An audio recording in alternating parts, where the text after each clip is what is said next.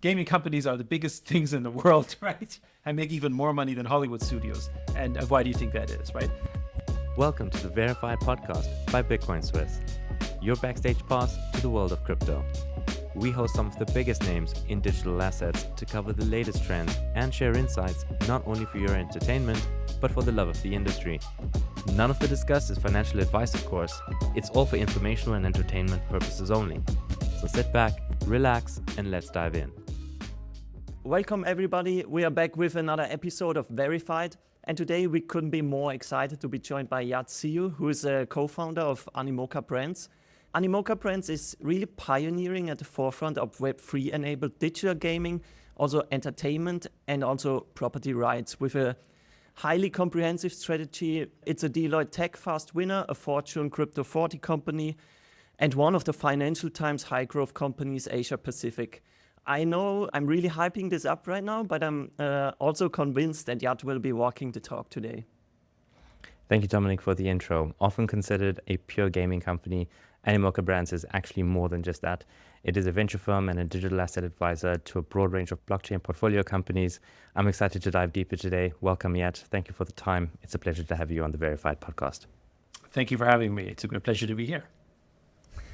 So, Yat, before we are diving into the weeds, please go ahead and give us a brief rundown of your path from back then email to Outplace to eventually settling with Web3. We don't have to go the full way. I'll keep it short.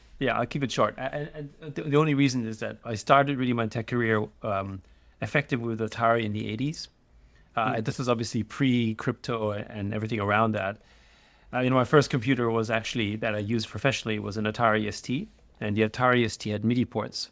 And actually, I basically got into sort of the tech world because I was actually a classically trained musician. Because my parents are musicians, which is also why I grew up in Austria, in Vienna.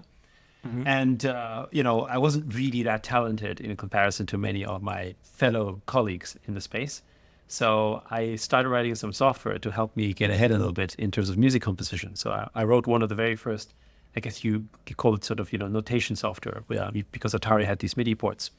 And, through that experience, my teachers weren't impressed because remember, those were the times where even using a calculator in class was not allowed, right? That was considered cheating. However, what happened was that I uploaded my software into a pre-internet service called CompuServe. And on CompuServe, I found some community members who were like, we like what you built. And, before we knew it, they started sending me checks in the mail because, back then we didn't have PayPal. And so it was this early forms of, digital beginnings with very analog sort of mechanisms of payment and other things like that. And through that, I basically got a job at Atari. That eventually led me to move to the US, where I did also study more formally computer science, but separately from that, I started, working with SGI. They acquired a company that I was involved in. And then, I started working on sort of pre-VR model called VRML, which stands for Virtual Reality Markup Language, which is basically HTML version of VR. But this was in 93. And back in 93, people didn't really sort of have, they imagined the future that we had today, but, basically 30 years ago. And so we were working on these sort of fairly primitive constructs, but, I had a vision to where this went. Which then eventually led me to Asia, where I started one of Hong Kong's very first internet service providers called Hong Kong Online. Let's call it maybe around 95 or so, give or take, which basically led me to sort of, I guess more specifically in setting up routers, being an ISP, kind of model a little bit like, in the America Online image back in the day, made free web hosting providers. And then, with Outplace, basically started effectively what was one of the very first cloud computing businesses in the world. But back then it wasn't called cloud, it was called ASP, Application Service Provider. Sold that business to IBM many years after. And, during that journey, we had already started a gaming business. And then we focused entirely on gaming after that, which was the launch of Animoca really effectively in 2011 as a mobile gaming provider. And then really, fast forward that, we were fairly successful in mobile games. We had some hiccups. Apple didn't like us, so they removed us from the App Store. It's another story, but sort of led us to thinking about sort of, the problems we have in a centralized world. And then basically our studio in Vancouver, fuel powered, was involved in helping build CryptoKitties back in 2017. And the co-founder of that business, of Fuel Powered, became a co-founder of Dapper Labs. We became investors in Dapper, and sort of that really sort of, I guess, brought us into the formal crypto journey, as it were, but not because of Bitcoin, because of NFTs, really. Yep. And what happened is we invested in, everything that was involved in the NFT sort of Web3 gaming space. So that's why we acquired the Sandbox, seed invested, Axie Infinity, OpenSea, of course, Dapper Labs, Wax, Decentraland, like all these entities that, of course, many years after would actually become really household names in crypto. And then, of course, with that, we ourselves also grew as a business as well. So that's kind of like, let's call it our early beginnings back in the day. Yep. Yeah, that's what I would call a very rich and diverse background. Yeah. And also, from my view, it's okay to not be able to make it as a musician. It's really a highly competitive space. Yes. So I'm pretty sure you're familiar with Chris Dixon's book, Read, Write, Own, which I found deeply stimulating, to be frank. From that perspective, please guide us through your mental model. Let's start with a high-level perspective around the most relevant properties of Web3 that excite you so much. So, I think Read, Write, Own is a good paradigm because I think really what it boils down to is that you have an ability to own essentially a piece of the networks that you are so involved in and that you help add value to it. I think of Web 1 in one way, Chris Dixon would describe it as sort of, the web of read, right? But the other way that I think of it a little bit is, it's democratized access to information. And I think of it really as the barter age of the internet, right? So by barter age, I mean, we didn't really have financial rails in the classic sense. We had to introduce the analog financial rails with money into the internet, which is basically what happened between Web 1 and Web 2. But it wasn't native to it. And so we bartered our services, really, right? And one of the earliest forms of that bartering system is open source code, right? I think of open source really as the penultimate digital barter. I make code and I share the code with you and you make it better and you share it back to me, right? So it was really sort of, that ethos that really attracted us to sort of that early forms of, back in the day, we used to call it public domain software or shareware. I mean, that's what I grew up with in the 80s and 90s. And, we basically literally made software for free. And if you liked it, then you could donate some money to me. I mean, that's kind of the original ethos of that. But then, of course, what happened in Web 2 was that, actually, we were able to contribute to the web. We were able to write to it. But what were we writing to? We were writing to private databases.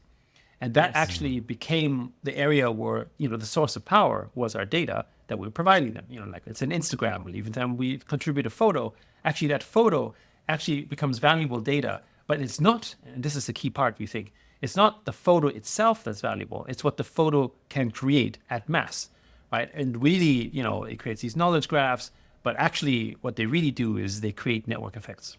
And so we think of Web3, when we talk about the web of ownership, what is it that you really own?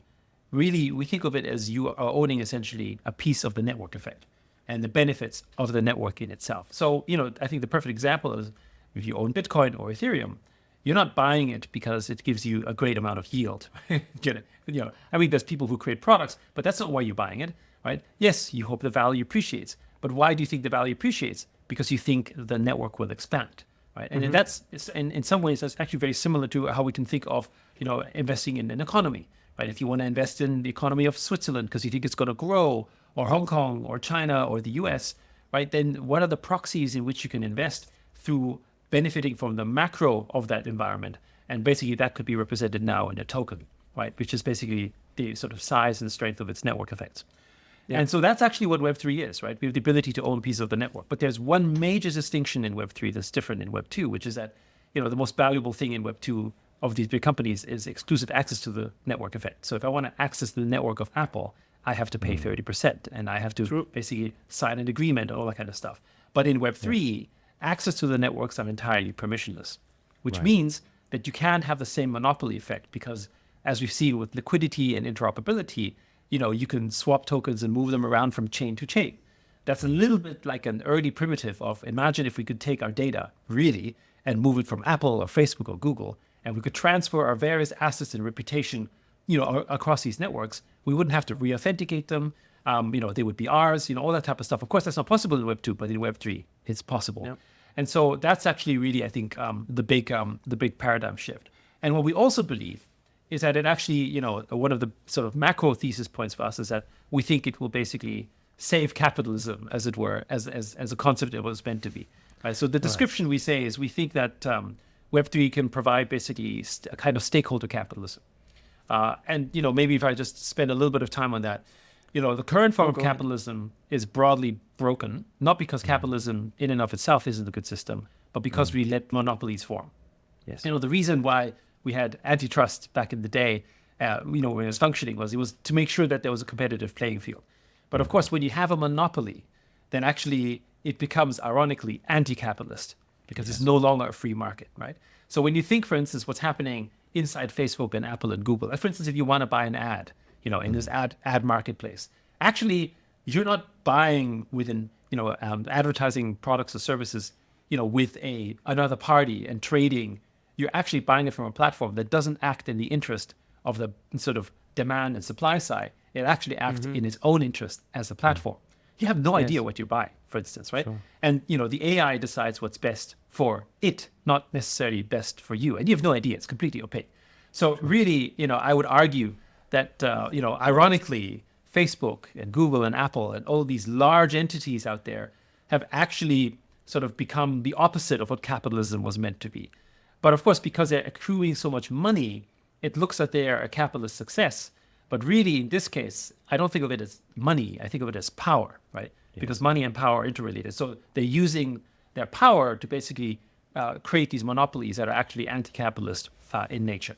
And so with Web3, we can solve that because essentially you can't have these kind of walls, as it were, right? Because essentially you can, do vampire attacks, right? I can offer you better service by giving you an airdrop, or I can incentivize you to join my network, be more competitive in an open way. We've seen this happening with, where there's DeFi protocols, where there's chains, whether this is marketplaces like OpenSea, right?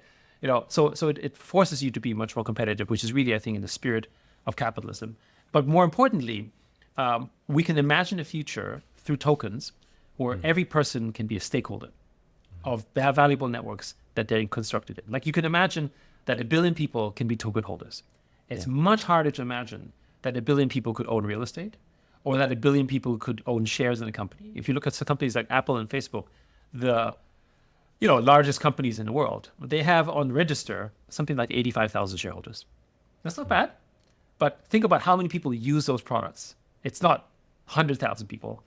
It's hundreds of millions of people, right? Or in the case of Facebook, 1 billion people. Why is the shareholder register of Facebook not, 500 million people? Because it's not possible. The frameworks aren't possible. You can't do it that way, but through token you can. So we think, again, this is a way in which you can actually make it much more inclusive.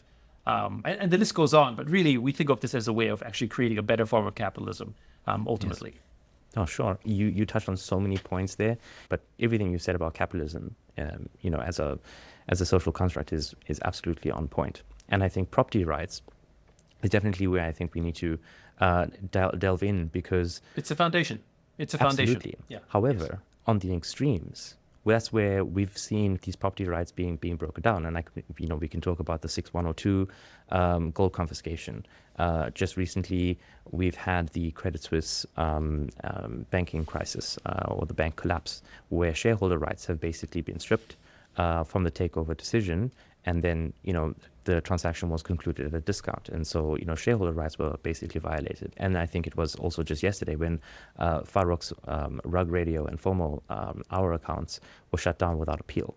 Sure. So once you start to get to these extremes, we see property rights being infringed. Okay, and that's really become so much easier and so much more pervasive in this Web 2 digitalized era. How is this going to change now in Web 3? And where do we see the blockchain actually being able to empower users where this kind of action is no longer going to be necessarily taken advantage of? Well, I mean, there's a lot to unpack there. Let me first sort of begin first with the foundational aspect of why property rights is important, both physically and digitally. If you don't have the ability to actually own the property where the counterparty believes and understands that the property is truly yours, then you can invest in it. Right? it's the equivalent of, and by the way, if you can't invest in it, you can't think long term. And I think this is one of the big issues where you see why countries that don't have property rights or very weak property rights actually don't have strong GDPs, don't have good economies, and tend to be the poorest in the world. North Korea being the extreme example. And why is that? It's because I can't buy something from you knowing it could be taken away from you next month, right? Or maybe because it doesn't even belong to you, so I can't invest. But if I happen to know that this is something that you truly own, or the government basically has given you a promise that we believe will exist for, hundreds or if not thousands of years, then I can purchase it or invest in it for the long run. That basically gives rise to many aspects of opportunity, not just because of capital value, because it could be worth more and you could, give it forward value, but you as an individual can make a decision to invest in it for the long term. And, if I was to sort of delve a little bit more philosophically, with the root of our investment of the things that sort of are our property starts with our own name, right? So in other words, if I own my own identity, then basically I'm investing in myself, right? That's the basis of it. And actually, in the extreme case, like take like North Korea, people there don't even own themselves, right? And it's not that long ago where, for instance, in Europe, right?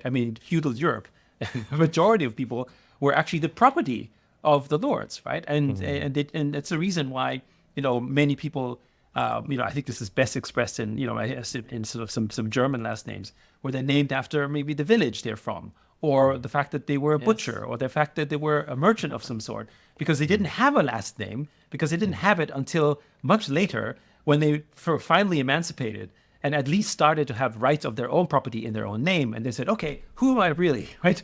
And then, okay, well, my dad's a butcher, so yes, okay, I'm Metzger something, right? As an example, that starts from there. And then you can start thinking about legacy, right? And you can say, okay, what's my family legacy? How do I think of my life beyond me, for instance? My children, for instance, and my children's children. And then suddenly your goal isn't the next the next day, which is how most people, like slaves, used to live. They used to literally live just for the next day. They start thinking about, oh, well, how is my life 5 years from now or 10 years from now, right? And today we are fortunate enough that most of us, certainly in the Western world, actually have the ability to think long term. This is actually a privilege that, for instance, my parents are from Asia, and China actually didn't have property rights 30, 40 years ago. South Korea had a lower GDP than North Korea 40 years ago, right? So in living memory, we would remember a time when we didn't have that, which is why I think the appreciation for property rights and capitalism is much stronger in Asia than it is, for instance, in Europe and the US, not because people don't sort of consider it as important, but because they take it for granted, right? It's like the same thing, from a democratic standpoint. If you grow up and you were born into democracy, you kind of take it for granted. You just think it's there. You don't remember what it took to get there and how important that was, for instance, right? So that's kind of the principal aspect on property rights. And the same is true for digital. So in digital, right, we don't have property rights for the most part because we don't own anything, which means that, for instance, let's say you have 1 million followers on Instagram and you have lots of people. It's very hard to sell that for a real premium because actually it's not yours. You could just lose it, for instance, right? So therefore, you can't have the long-term value. Also, you investing in it actually becomes more difficult because if you were to invest a lot of capital into, let's call it your social media identity, and you could just lose it, which is what happened, then you have a problem, right? So that means you can't deploy as much value into that, for instance, and you can't invest it in the same way. And that's also the reason why I think, we as end users are not worth that much digitally because we don't have property rights. So you can see this, for instance, in gaming items, right? In gaming items, the gaming items are in the Web 2 world generally not worth much at all, right? However, when you actually take them into Web 3 in the form of NFTs, sure, it may seem not as high as the peak of 21, but they're still 50 to 100 times more valuable than any equivalent that you would find in the sort of, Web 2 world. And that's precisely the example, right? And again, in the physical world, you don't have to look very far. You go to a place where you have no property rights. What's the value of the real estate? Well, basically next to zero, right? And if you have property rights, then the value of the real estate or the other assets actually basically have the ability to appreciate, and actually has been the source of a lot of wealth for many Western countries, for instance, in Europe, in the US, and even in Hong Kong, right? So that's the foundational principle. And now what blockchain does, sort of to bring it back to your sort of earlier point, what blockchain does, it actually allows you to have true property rights on your digital items. And And the big point is the incentive alignment. And by the way, this is why I think whether this is, Bitcoin or even other L1, L2s, Ethereum, Solana, Ton, doesn't really matter so much, is that the incentive alignment for the owners of the token is to defend those property rights. Because if you don't, the entire economic system collapses, right? I mean, if suddenly it turns out that someone was able to control the hash rate of Bitcoin through some secret arrangement and basically control the network, what would happen to the value of Bitcoin? It would plummet to zero, right?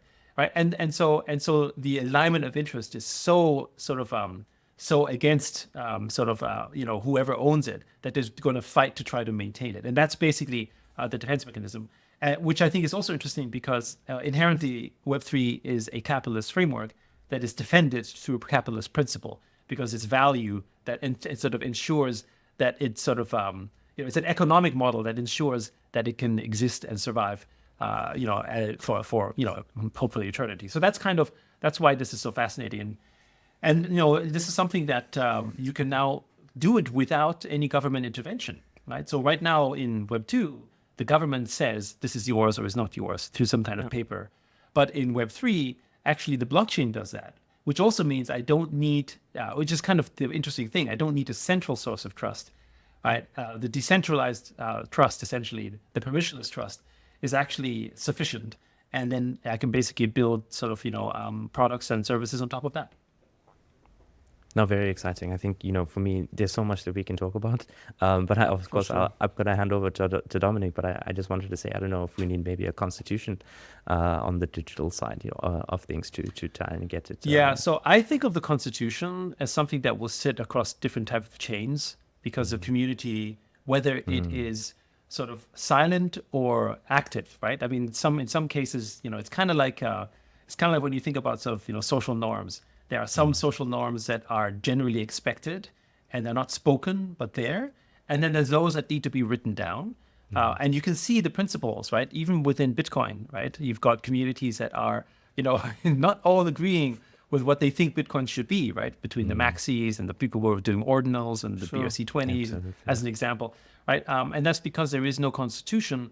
But I think there are some blockchains that, because they start in a more centralized manner, actually with it, they introduce this kind of culture and ethos that then essentially permeates through it. And so, one mental model for me is to think of L1, L2s a little bit like sort of network states, like the way that Balaji would describe them, or sort of national economies, which have a certain culture with them. And so therefore, whether it's, clear or not, you're basically attaching yourself to a culture that, you agree with, and therefore you're part of that member of that community. Thank you. Absolutely. Awesome takes. Yat, I knew this will be a super nice discussion, but we are only 20 minutes in, and I guess the audience already has a lot to digest here. All of these concepts are highly powerful, and what you outlined also truly, in my view, challenges the existing conditions. Also, when we talk about, let's say, smaller scale features, such as like truly owning your in-game items.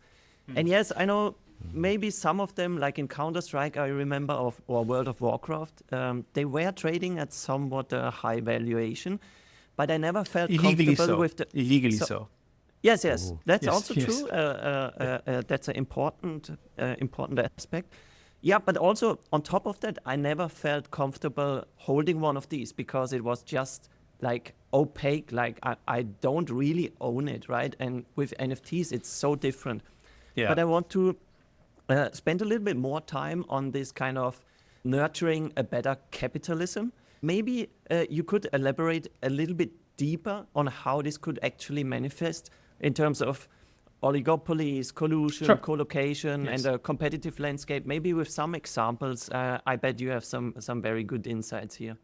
So first, maybe just quickly, just touching a little bit on the property rights aspect, which basically again comes down to some of the aspects around sort of, being able to sort of defend against people who might want to co-opt the network.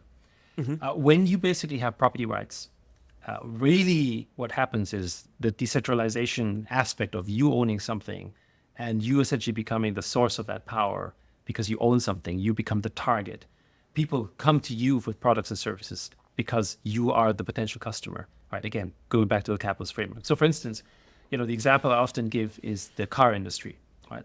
the car industry, employs a lot of people making cars and selling cars, all kind of stuff. But the industry around the ownership of cars is actually much bigger than the cars in and of itself.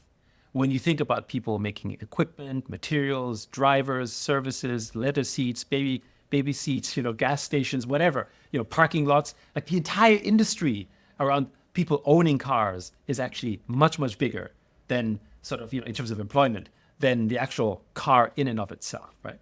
And why is that possible?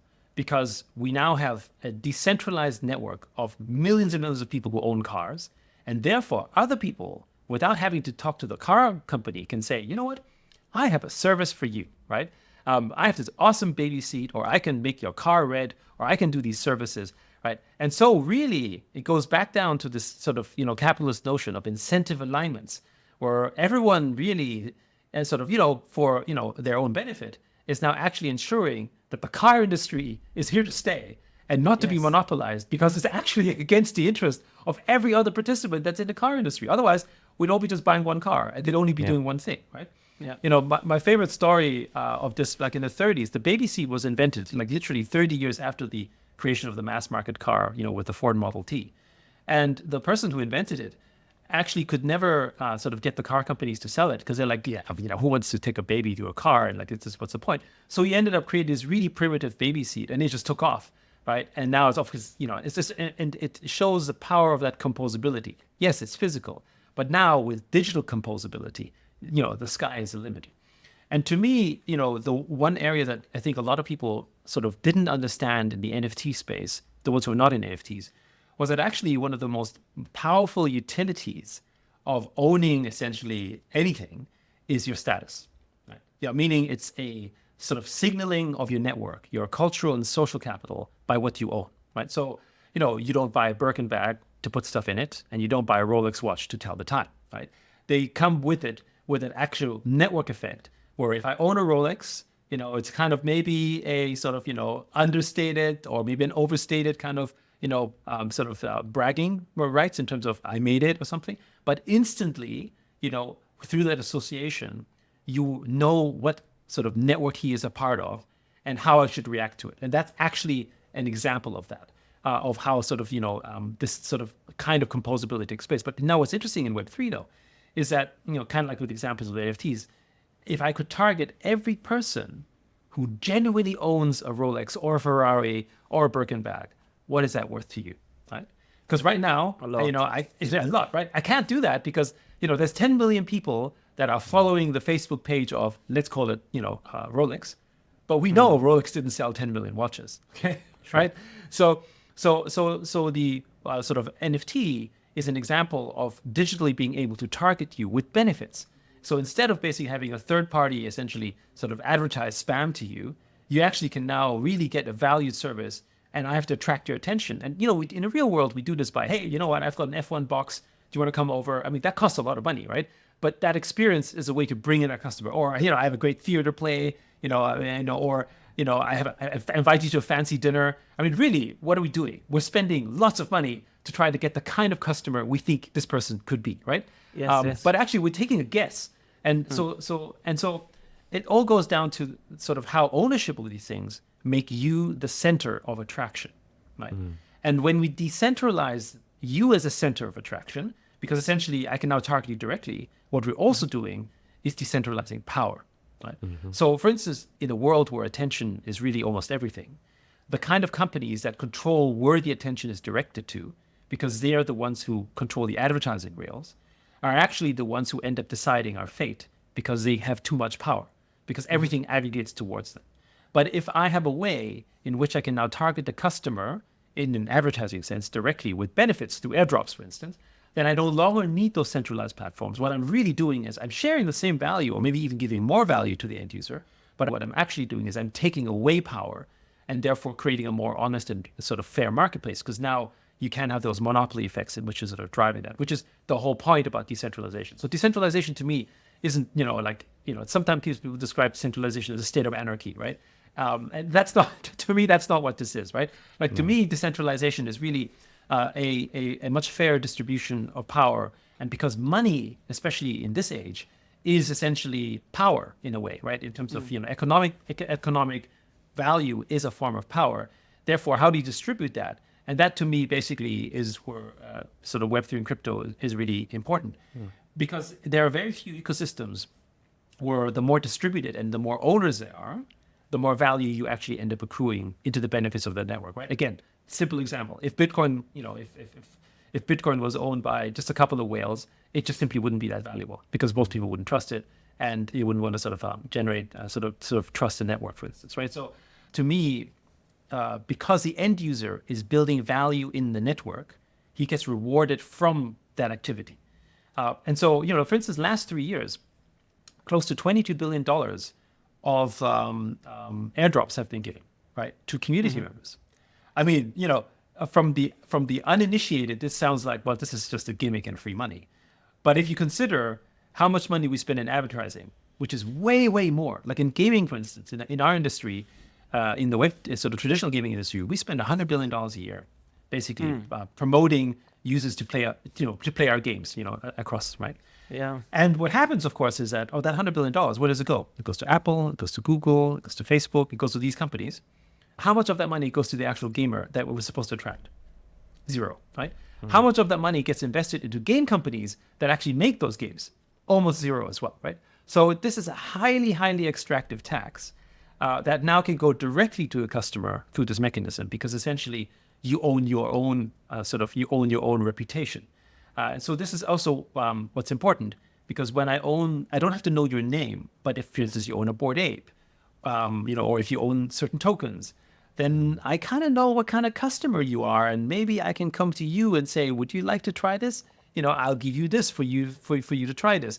I can measure your on-chain reputation, and with that, essentially, sort of give you services, which means that I'm much more interested in maintaining a reputation where value accrues to me than essentially maintaining a reputation in a third-party network where actually, I'm really just sort of enriching them and getting really, social credit, but no actual sort of financial benefit, which is really, what we're trying to do. I mean, if someone gets 1 million followers on Instagram or is trying to get 1 million followers on TikTok, they're mostly doing it because they just want to be famous. They want to ultimately get benefits and value from that fame, right? And here, essentially, it can't be taken away. So those are some of those sort of frameworks that we think of that are important, and it really can only happen in Web3, which is, because also through the decentralized frameworks, you are almost inoculating yourself against the potential abuse of power, right? It's not that people start with bad intentions. It's that when you suddenly are in this position of power, that you as a famous saying goes, absolute power corrupts absolutely. That seems to be true every single time. Absolutely. Great. And like many things in crypto and Web3, I think airdrops are truly a fascinating mechanism. And it's also interesting from the perspective of the issuing entity, that basically, because you discuss cost, because basically the cost for doing this, is the cost base is almost zero. And then I fully agree that it's not zero. It's not zero. Yeah, so, no, not zero. Yeah. I say almost zero. Issuing the token itself. So yes, the effort might appear to be zero, but actually, when you issue a token, you're actually we think of issuing a token as a liability. Okay, fair. Yeah, and by the way, the liability construct isn't because you can necessarily sort of claim it. It's not like what you're really doing is you're creating a liability to your reputation, which is the currency at stake, right? So if you are actually doing a bad job with the token, right, for instance, then really what's happening is that you're basically selling down your goodwill. And when you're selling down your goodwill, your project is not worth much, as an example, right? The intangible aspect of goodwill is something that actually sits in our accounts. And accountants always argue, what is that worth? That is that worth. But actually in Web3, this sort of intangible, really network effect is really, the sort of predominant value in Web3, because it's a community effect. And so that tension is something that I think, not many fully understand or appreciate. Because, for instance, when some people look at tokens purely from the perspective of, it's a non-dilutive form of fundraising, that's a wrong way to look at it, we think. Because actually, yes, I mean, it may appear in its initial to be non-dilutive fundraising, but actually, if it does badly, the impact to your core business and everything else you're building is far more far-reaching, right? And is kind of like a bad PR if you're a fashion brand, right? That's You know, all true. the, right? So it is a liability, and you have to be careful, sort of how you treat it. And I think not enough companies take it serious enough. Yeah, the risk you take or the risk profile you accept is like a completely different. And maybe before we dive into more fun topics such as gaming and so forth, I wanted to add that property rights, in my view, is also, I mean, ever since it was a really important topic, and now crypto comes up, basically allowing us to solve that. But also, funny enough, at a kind of opportune time when, like, think about owning your own social graph becomes also more important in an era of like increasingly potent LLMs and AI, right? Oh, absolutely. So it's, you know, it comes from both fronts, kind of from the legacy, but also from the AI, kind of. Maybe just one quick thing. What I think is really important is sort of, our provenance, right? And especially when you think about what AI is doing today, it's appropriating the world's knowledge from individuals and people around the world and actually making it their own. And this, I think, to me, and this is not the same as a search engine, right? Because a search engine still links you to a source. So you kind of know where it's from. But an AI actually completely obfuscates that. And, remember, if you were at least reasonably halfway listening in school, you would know that they would always tell you to quote your sources, right? And you would lose your marks if you were actually not attributing, essentially, whether you're plagiarizing. And really, the societal aspect, there's a societal aspect to this, which is essentially sort of giving credit where it is due. But it doesn't have to be a money thing, right? This is not about whether I'm paid for it, but and the AI knows, so why shouldn't it actually at least cite its sources and say, oh, well, this is this is my knowledge, and this is what I'm sharing with you, and here are the 50 sources or 20 sources I put together, because actually it could know that. And with blockchain, I think there's a way in which we can audit that. And I think of blockchain as a solution in the future where, AIs actually are forced to essentially sort of use sort of things that are marked with blockchain, because then you can get a revenue share if that's what you want, or at least give an attribution, because there's the indirect element of, let's say this is a popular topic, right? And this popular topic was, initiated by some person who discovered it. And from an AI perspective, they will not give you credit, and you'll never know who that is, which means the actual person, even if he doesn't have, let's call it a royalty construct, he doesn't get the benefit of having made that discovery, which is actually patently unfair, right? It's like, whereas at least in a search mechanism, it's like, oh, this person came up with a story, it links it to it. That person gets to have the benefit of having made that discovery, even if it's not a royalty construct. It's just something that he benefited from. Whether it's fame, cultural capital, whether it's whatever that is, right? These are all things that they can attribute. So I think blockchain will solve that. And I think this is really important because I think in some ways, I think of the way that the big LLMs are doing it as sort of highway robbery, but in broad daylight. Absolutely. There are so many things right now that are like ruffling my feathers.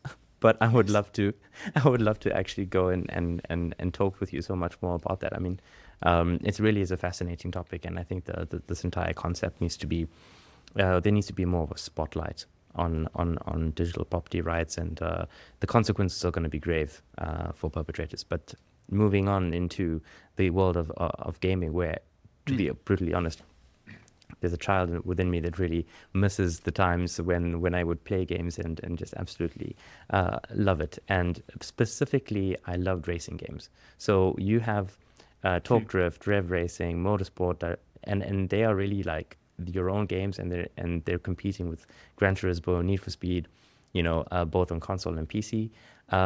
And kind of what I'm trying to hinge on here is that you've gone down the route with Animoca Brands where you've actually got your own games, and then at the same time, you've partnered up with like WWE, MGM, Power Rangers, to release your own. Most recently with Lamborghini, speaking of, yes. Exactly, and now with Lamborghini. I mean, that's huge. I mean, that's that's fantastic. And I mean, this is more of a business question now, but, do you ever maybe see how you would want to work with maybe companies like Sony or Nintendo and integrate Web3 in there, because I'm like, the child within me is basically saying, can you imagine a Web3 integrated Pokemon and Mario, on Nintendo? And I think, Yat, like, you're the best person in the world right now with the best position to turn this little dream into a reality? Yeah. So, I mean, first of all, the reason why we started making some of our own games or working with, as a company, we also invest, right? And we've done, I think, over 160 game investors as well. Out of our entire portfolio of about 540 plus. So, gaming is like a serious focus point for us, because we do think gaming is the way in which you can mass onboard, basically people into Web3, which is kind of happening, it's finally happening with Ton, for instance, right? If you look at our own gaming, we've now got 100 million registered users and like millions of DAU, which is impressive even for Web2 standards, right? And that's really only possible because of, basically the Ton Telegram framework. And that's because Apple and Facebook and Google and Steam have restricted anything crypto on their platforms. For instance, Steam outright bans your application if you have NFTs in them. And Apple basically most recently updated the policy to say, sure, you can have NFTs, you just can't have any utility, which basically means that, it's a joke, right? Which basically means that any game that is basically launching with an NFT actually wouldn't be allowed on the App Store either, right? So when, Telegram and basically by extension, the Tom blockchain said, you can launch everything you want through us. And, essentially we don't really care.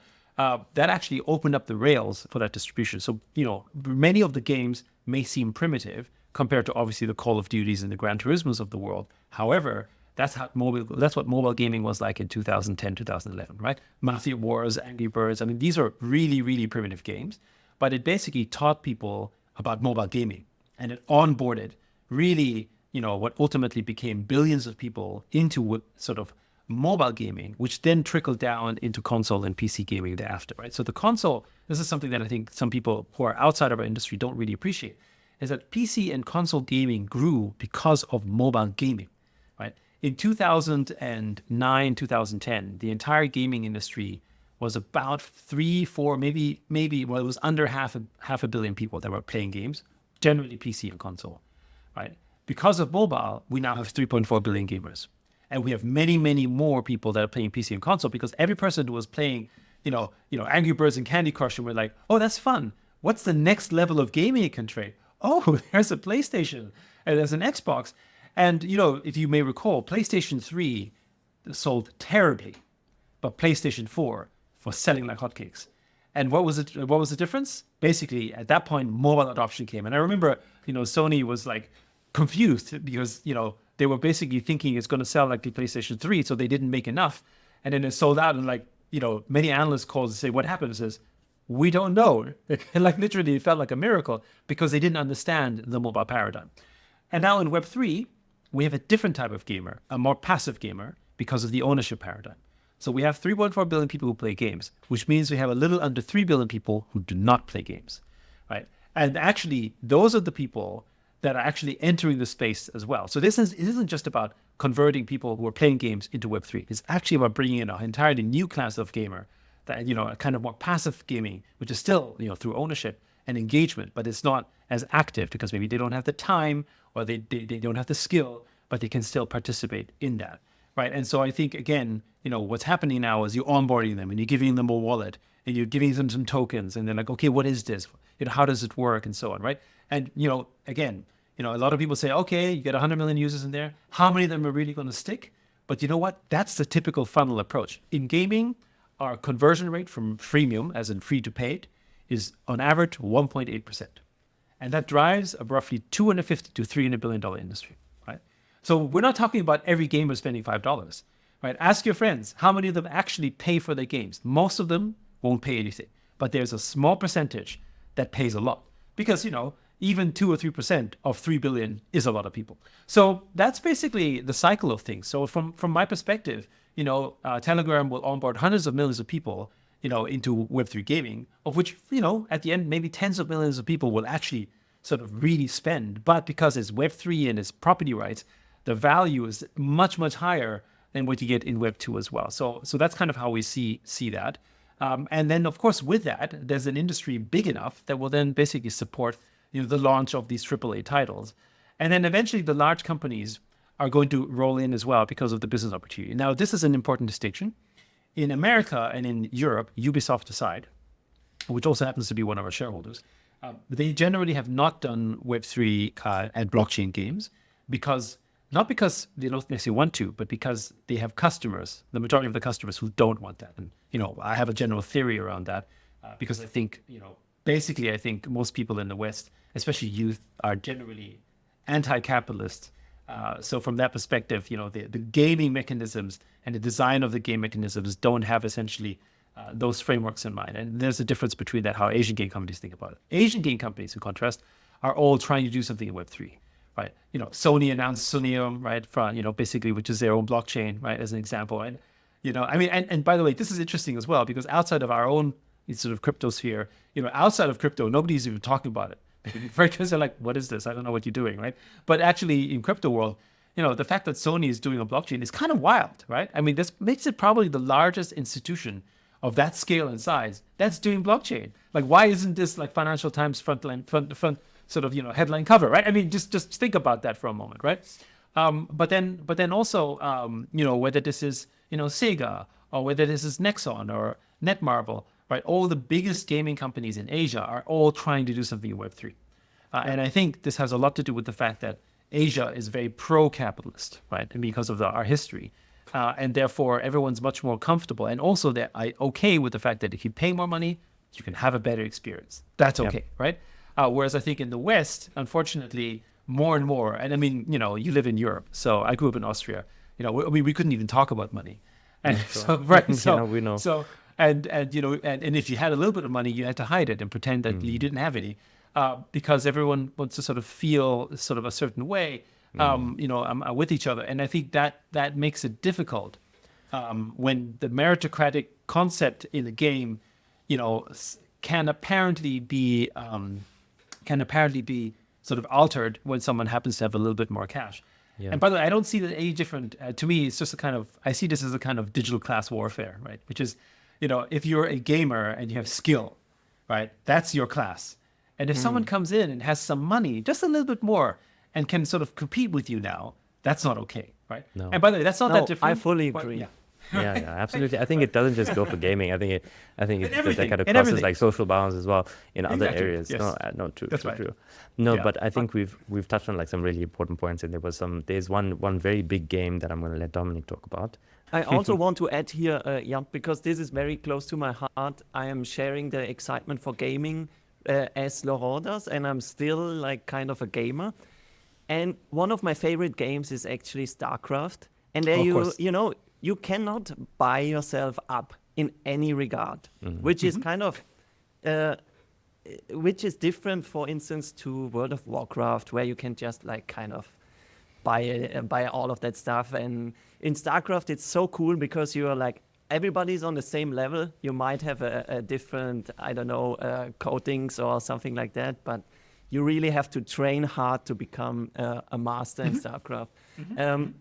And on the like pay to play kind of let's say pipeline, I think it's really interesting. I never really paid too much to play a game, to be honest. Maybe I bought it once, like this old model that we are all used to, and then just played forever. But I see very much with my niece, for instance, she's playing a lot of Roblox and all of these games and keeps buying content and I don't know, like shirts and all of that stuff and things to craft her identity. And this is really very impressive to see or also to follow. It's reputation. It's reputation. Yeah, for sure. It's what it manifests what you outlined before, that we have this kind of digital kind of identity and trying to form that along your character, basically. Yeah, and also remember, we're social, and when you think of I think when you look at, for instance, sort of one inspiration on this is looking at, for instance, the way that Bourdieu thinks of sort of different kinds of capital, right? And there's a base layer which is the economic capital, but ultimately, what we want and what we strive for is symbolic, social, and cultural capital. Yes. Right? And actually, what that represents is forms of our reputation. And actually, whether this is physical stuff about where we live or what cars we own or what property we have, in the digital world, it's exactly the same. So if your niece is buying skins to make herself look better, right, it has no utility other than increase her status and essentially create her cultural symbolic capital. And for you, by the way, and this is what's important as well, is that there are aspects, and I agree, that money can't buy because that's your reputation. And what's interesting is that you will then use money to protect and defend that reputation, which is, by the way, something that I think Web3 doesn't have enough of, but will eventually get there. So if you had an ability, and this is why I think NFTs are so interesting as well, is I think the greatest utility for NFTs in gaming isn't the fact that you can trade and sell them. That's one aspect, of course, and you're free to do so if you want to. Actually, it's proof that you have achieved something, and therefore that reputation can live with you forever. It's your degree or your diploma to say, hey, you know, I've done these battles in StarCraft. It was really me, and that's kudos I can take with me. I can pass it on to my kids if I want, but more importantly, if I go into another game, even if I'm not that good in the game, people will respect you because you were that great StarCraft gamer, right? You know, it's how we are in real life, and that to me is really what's powerful. And that legacy we can't take with us in Web 2, but we can in Web 3. Yeah, very good point. Maybe another topic that really, or a project that really resonated with me, because I'm a somewhat ambitious chess player, is AnyChess. Yes. I really like that you try to introduce these new spell mechanics to this like very antique game, this timeless game. It's really nice to see, but where I want to go to now is basically because I was discussing with Laurent that we are all quite familiar with gamification of non-game context, but there's also this other, the opposite, basically financialize maybe a game. Maybe I can put some money on the line and then play a chess game, for instance.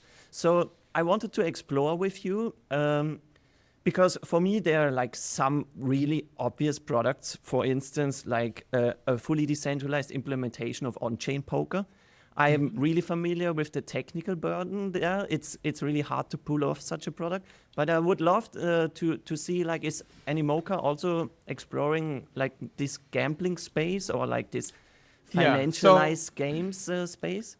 Yeah, so first of all, everything in Web3 is financial in some form or fashion, right? Because essentially the financial rails is embedded, you know, effectively on chain, right? So, and by the way, we don't think that is unnatural because in reality, everything we do is financial. It's just hidden. And here it just opens it up, right? So that's why, you know, we kind of sort of find it funny when people say, oh, you know, we don't want to financialize the gaming industry. Well, hold on a second. Gaming companies are the biggest things in the world, right? You know, like, you know, gaming companies and make even more money than Hollywood studios, right? And why do you think that is, right? And so anyway, so that basically just opens up to people to participate in those opportunities. So now, basically, when we talk about games like chess, those are games of skill. And one of the reasons why we really like chess is because we do think there is a correlation between the strategic and insightful thinking that happens between, you know, a poker player and a chess player, right? In some ways, there's parallels. But there is one reputational difference. When you are good at chess, you're smart. Whereas when you're good at poker, you're lucky, right? Right? So, and by the way, I don't agree with that notion. I don't agree with that notion because I know there's skill involved, and there's, but you know, if you, you know, maybe, you know, let's take our parents as an example. If I was to talk to my mom and I was a good poker player or a good chess player, you know, who would she prefer? Right? Of course. You know? Okay, right? I fully agree. Yeah. Right. Do you see what I'm saying? Right. So, and I think, to me, poker is synonymous to the reputation that most people who are not in crypto have with crypto, right? Because of the money aspect. Whereas if we can bring, you know, make chess an incredibly fun experience in the crypto world, right? Then actually it maybe can be associated as well with, oh, all these people who are in crypto are playing chess and are really good at that. Wait a second, right? You know, like that could be sort of, that's part of that, right? Because I think we do need to elevate our game a little bit here. It's also the reason we're focused on education, for instance. Not, you know, education is a big space, but also because, you know, if teachers and students, you know, can make money in crypto or can finance your education better that way, then that's actually hard to criticize, right?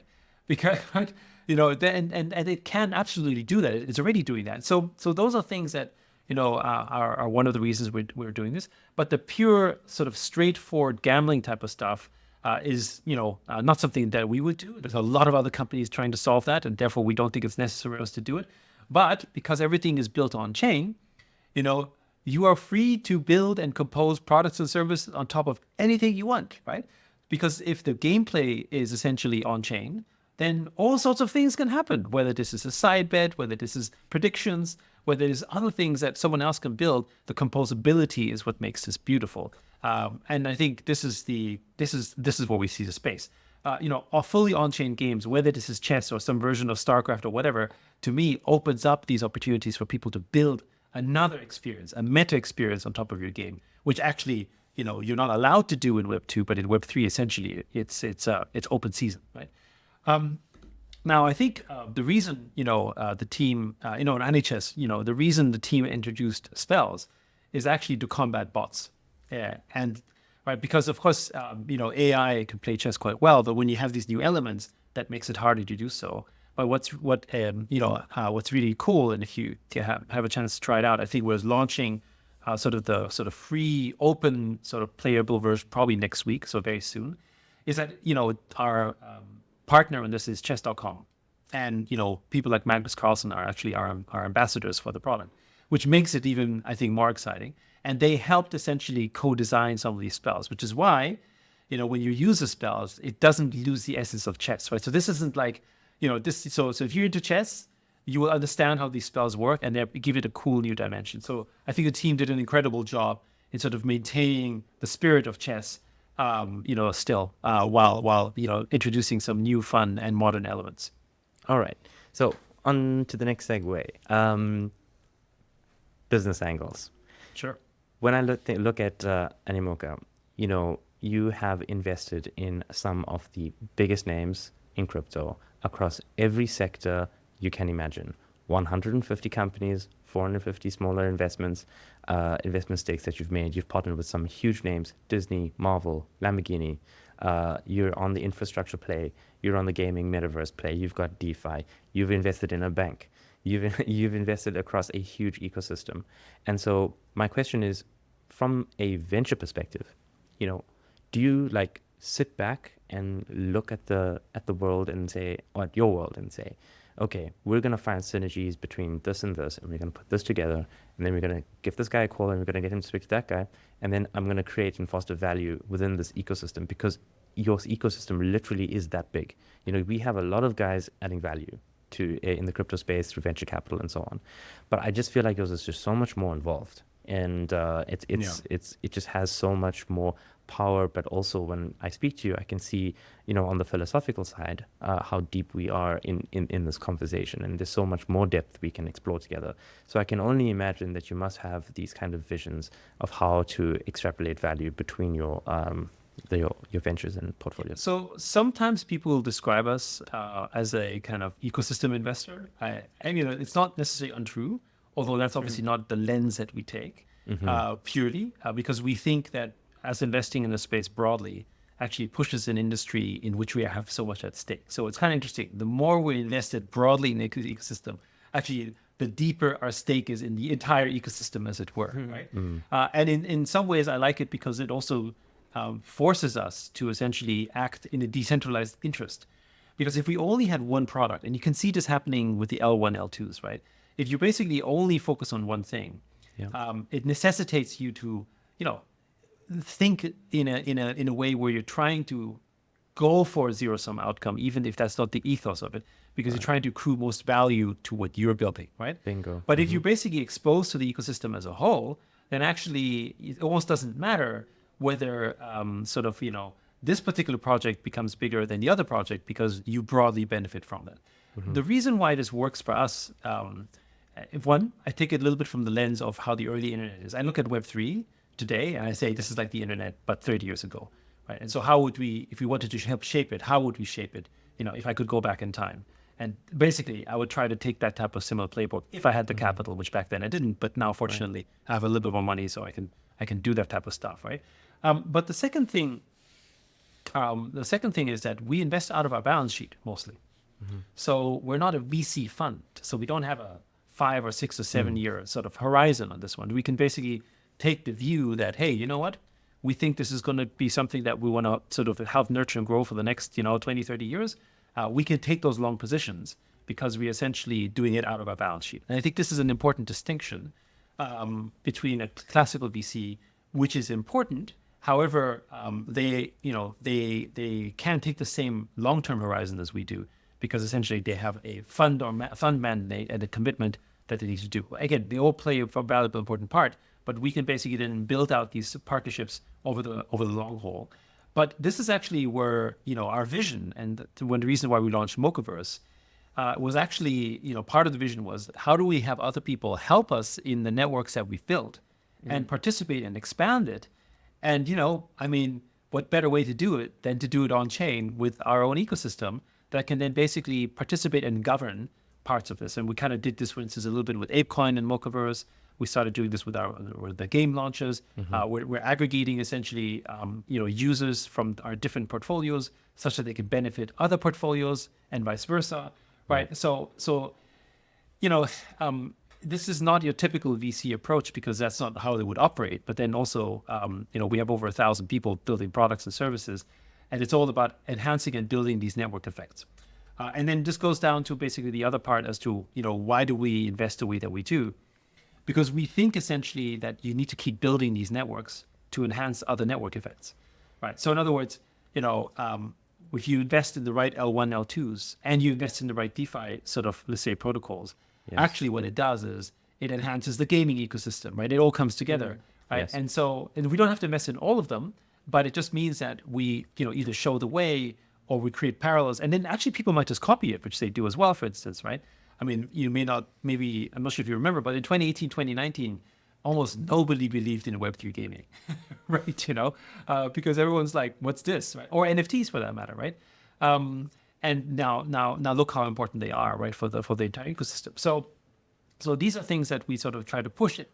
But then once we get to a point where the ecosystem can sort of run by itself, actually, we don't need to invest in quite the same pace in those particular areas, because essentially these are narratives that already take shape on their own. And our Mochaverse community will actually help identify opportunities for us already, because they're actually professionals and experts in their particular areas who are then, getting value into the network or creating promotion or doing stuff. So this is actually how we can build essentially a network of networks, within Animoca, which again, in the Web2 model, that would be really difficult because you can't share in the value. But in Mochaverse, if you did something to help this portfolio company, you get to earn some of the tokens that we would have otherwise received, right? We can share in that pool because you did work, right? That's it's kind of like opening up your advisory pool and advising the next Airbnb or Uber, where basically your community can actually earn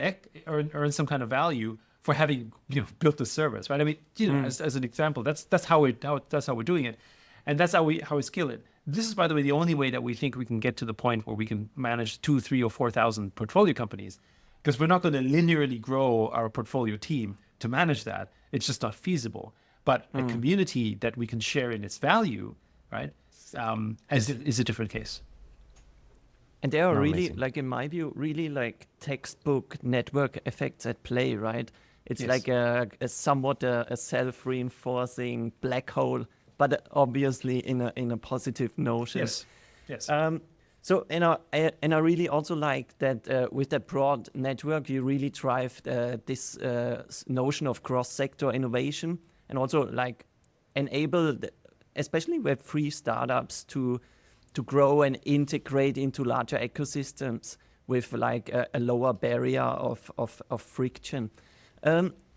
Last point I like to discuss with you is looking ahead and also somewhat backwards. I would like to understand, how did your investment thesis from a venture perspective evolve across the years? And how is Animoca now equipped, let's say, for the next 5 years when it comes to its business model, to its investment thesis? 5 years? In crypto, that's like 50 years. I know. And also here at that question, please feel free to make some predictions. So a couple things, first of all, I believe that Bitcoin is going to hit, $1 million plus, but I don't think it's going to hit $1 million plus just because it is, because of its store of value. But because, if you believe that 1 billion people are going to be in crypto, owning one Bitcoin will become the ultimate status item. Right? Yes. So interesting enough, the non-fungible quality of a Bitcoin, to the extent that that's possible, becomes the status item because of the fact that there's a fixed supply, right? So that's kind of one element around it. I also think that NFTs are going to be much more important and valuable than they are currently. We're currently at about a $10 billion industry for NFTs, which is pretty good given that 5 years ago it was a $0 industry, but it's of course lower than it was at the peak of 21, 22, which was let's call it sort of the peak of that particular cycle. And the reason why is because, again, we think that cultural and social capital is ultimately what we drive for. And we shouldn't forget, at least from our lens, that Web3 is a new wealth class. Right? Web3 is not a sort of established wealth class. So the status items that they seek are going to be essentially the ones that sort of where they cut their teeth in, because their social circles come from that, right? It's the same reason why, for instance, Silicon Valley wealth, which 30 years ago was that kind of new wealth class, actually cares about different things like Tesla and electric stuff and Gorpcore, right?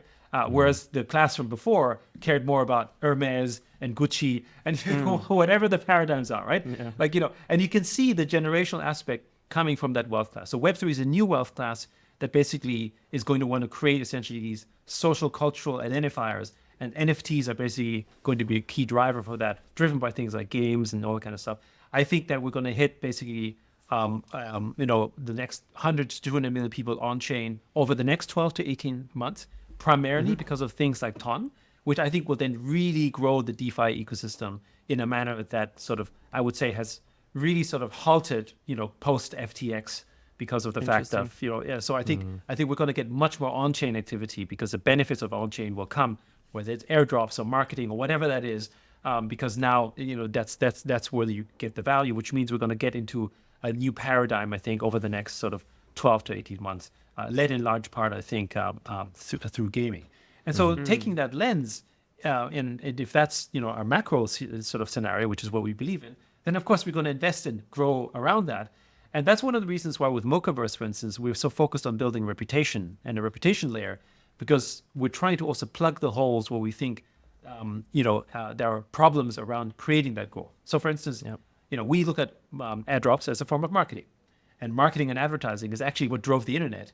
And therefore, marketing and advertising is going to drive Web3 as well. That makes sense, right? Because it's essentially a proxy for the attention economy. But if you can't actually target the user properly, then essentially you're basically going to be dropping your marketing dollars to bots and basically Sybil attacks, right? Yeah. So what is the mechanism in where you ensure that the person is a good actor by going after someone who has built reputation over time, that then when the reputation is built, will actually try to protect it, just as we do in real life, right? And so I think this is an important paradigm that we need to sort of emphasize and focus on, which is why at Mochaverse we're trying to build this omni-chain reputation layer, where literally you can then move your reputation chain on chain. And because all of our portfolio companies are attesting reputation to the activity of the user, we have a lot of ways in which you can already build essentially your, online, it's anonymous, but your online reputational layer, such that you can basically accrue benefits long term. I mean, you want to work with someone who has proven to be a good actor, who might not, basically just dump your token on day one because he doesn't care about your product, for instance. How do you know that, right? And in crypto at the moment, it's so easy to set up a new wallet that effectively you could be literally criminal in your activity one day and start afresh the next day. That doesn't work in real life. I mean, if society was operating that in real life, we would not have society, right? Yeah. And so that's why, the reputation aspect of it. And what's great about crypto is, blockchain is, with zero knowledge proof, you can attest reputation without giving up your identity, which I think is also quite beautiful. Well, that's powerful. I just really want to give you a huge thank you for this opportunity, joining us today on today's episode, enlightening myself and our viewers. Thank you so much. Also from my side and on behalf of Bitcoin Swiss, thanks for sharing your precious resources with us and knowledge. For the audience at home, please make sure to check out the links we provide in the show notes. If you enjoyed the episode, please subscribe, rate, and leave a review. Until next time.